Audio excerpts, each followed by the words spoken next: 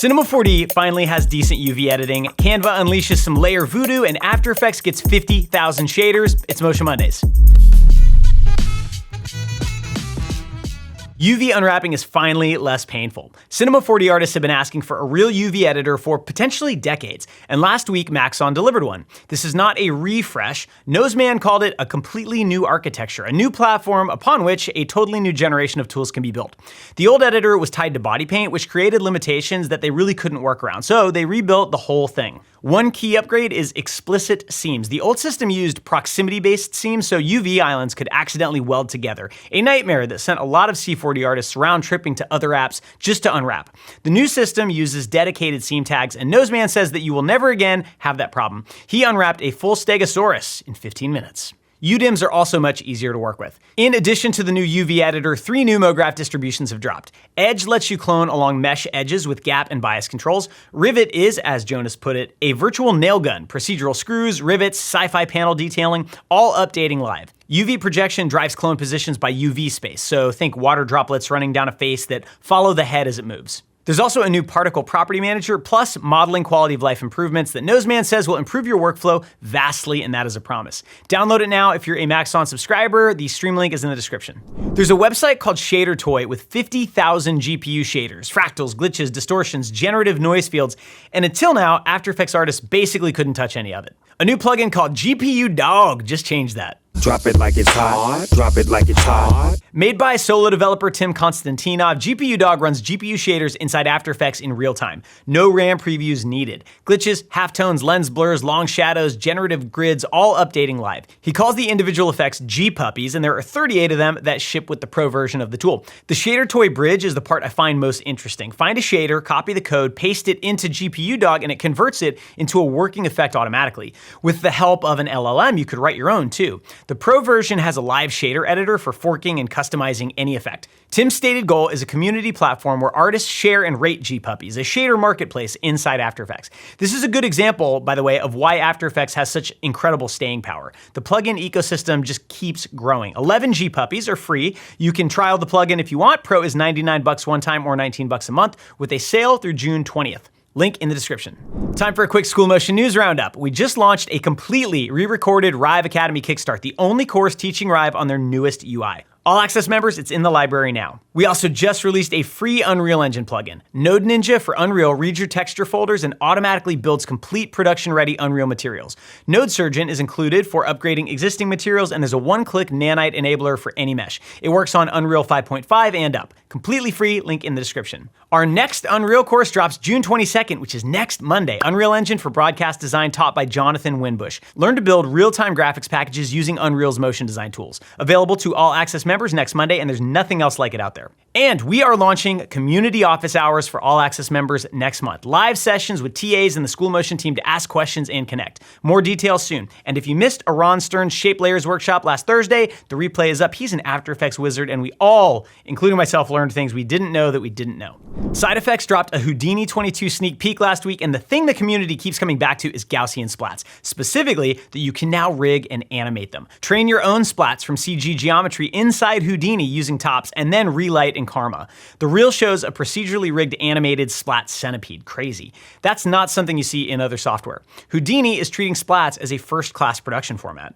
Beyond that, the feature list is ginormous. Ripple Solver, Ocean Spectrum for water sims, weaving and knitting tools, neural cellular automata, whatever that is. The sneak peek is a music and visuals reel with no narration, so naturally, the community did their own time-stamped breakdown in the comments. The full keynote drops June 22nd at 9 a.m. Pacific. Houdini is still the final boss of 3D, and it just keeps getting more enticing. Pixel Lab released another free Gaussian splat model pack, and if you haven't played with splats yet, this is a great excuse. It's called Ancient Assets: Skulls, Statues, Ruins, Old Weapons, a Crown. It's art-directed, fully textured, and they respond to scene lights in Octane. Even if you're not a 3D artist, splats are a ridiculously accessible way to work with detailed 3D objects. You give up some control, but if you need something to look very real and render quickly, they get you there. Yorin from Pixel Lab mentioned Supersplat, a free tool that converts the pack's SPZ files to PLY. Now, why would you do that? Because After Effects can work with Gaussian splats too. I've been using the Gaussian splatting plugin from AE Scripts, $49 with a free trial, and it's so much fun. I dropped a super detailed Raspberry splat into a comp. It's full res and real time. You can color grade inside the plugin, run noise fields through the splats, even render Z depth for depth of field. I was blown away by how fast this came together. Supersplat is also a good place to find free models beyond this pack, and we will link to everything in the description.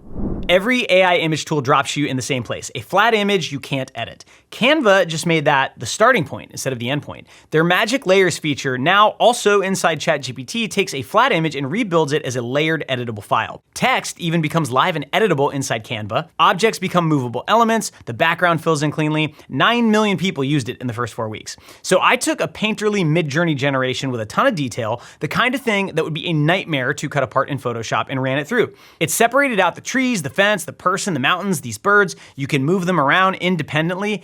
Getting it into Photoshop is a little hacky. The cleanest path is you download it as a PDF, you open it in Photopea, a cloud-based Photoshop clone, and it comes through with clean, smart layers. Save that as a PSD and you can open it in Photoshop. You could bring it into After Effects, do whatever you want with it. But it's basically a layered file set up in minutes. Now, this tool definitely softens the artwork quite a bit, so it's far from perfect at this point, but this is what I want AI to do. It's a look into the future, and the link is in the description.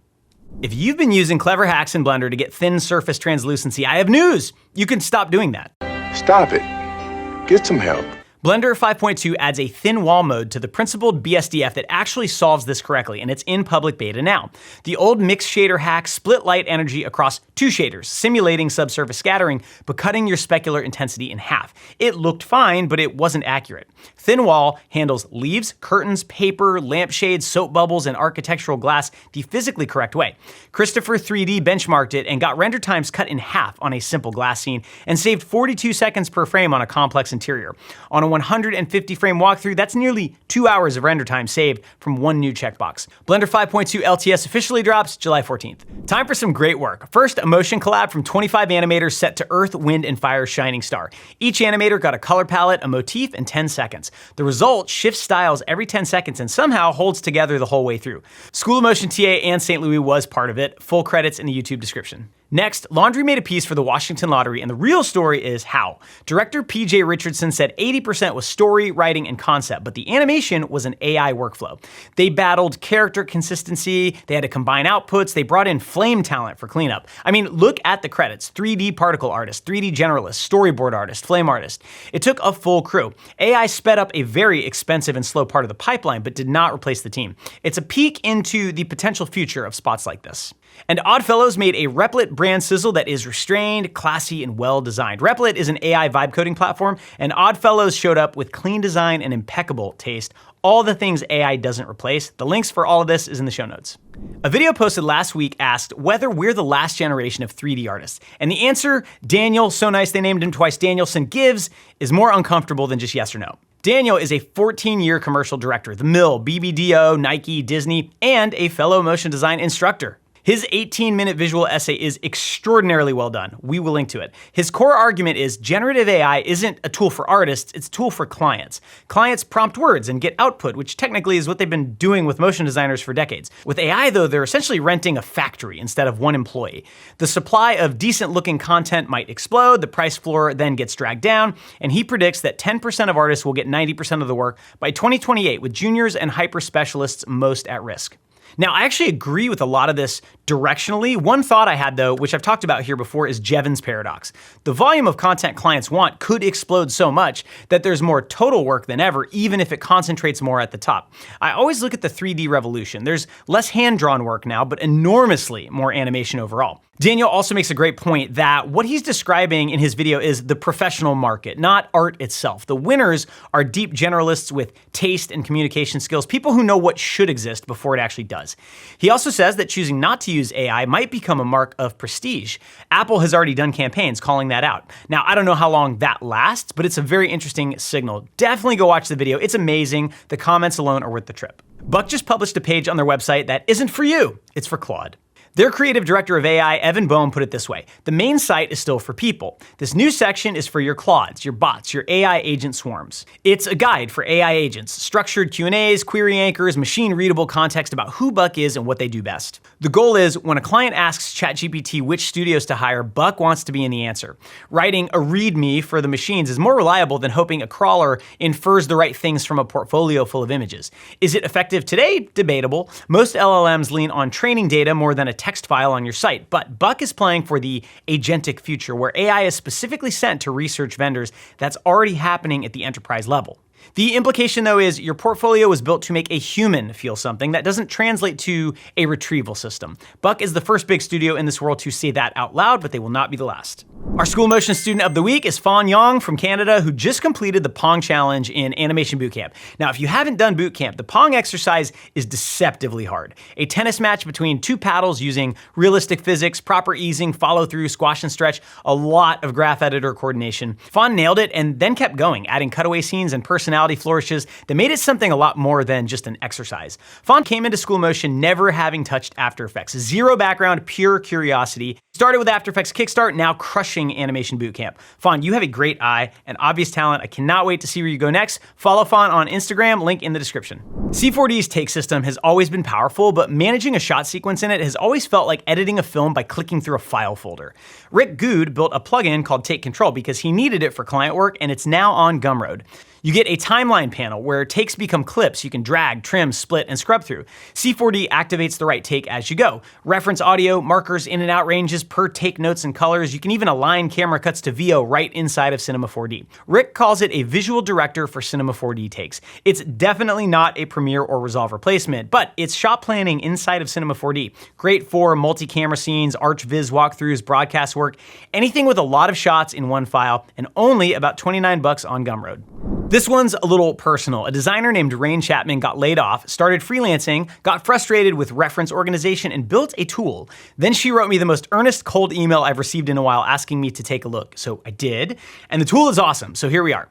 Neat is at neatinspo.com. Install the Chrome extension, click Save to Neat when something inspires you, and it goes into your library with the source link saved automatically. Organized around what you want to save, not an algorithm. It's super useful, efficient, and free, sort of a better version of Pinterest. Definitely worth trying. Rain, thank you so much for sharing this, and if you try it out, give her feedback so she can keep building. And that's it for Motion Mondays this week. Don't forget, All Access members, Rive Academy Kickstart is in the library right now, and Unreal Engine for broadcast design drops next Monday. Node Ninja for Unreal Engine is free right now for everyone. Go to the link in the description. And the Danielsson video, go watch it, read the comments. It's really worth your time. Thank you so much for watching. See you next week.